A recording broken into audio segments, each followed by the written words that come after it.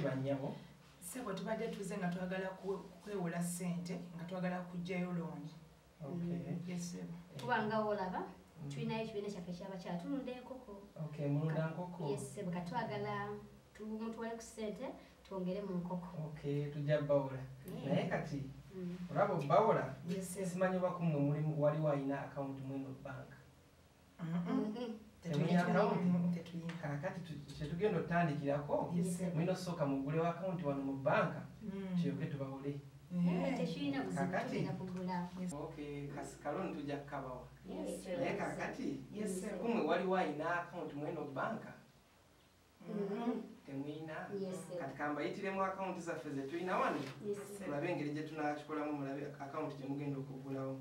Kakati tulina savings account, tulina current account, tulina fixed deposit account, tulina ne joint account.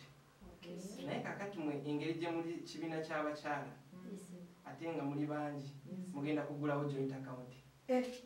Pemis. Obadde okimanyi nti ne bu joint bwatuusedde eno. Ate butya? Towulira omusajja ng'ayogera muno tugulewo joint. Ategeeza buli mu pooko joint. Pooko joint? Wesebo. Wangi?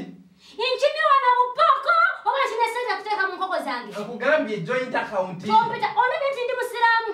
Akugambye joint account. Nkugambye nti inchini wana mu pooko. Akugambye joint account. Usawuleka. Usawuleka ndi musiraamu. Okimanyi? Nyabo, kugambye joint account. Nyabo, baba ulidde bubi kugambye joint account.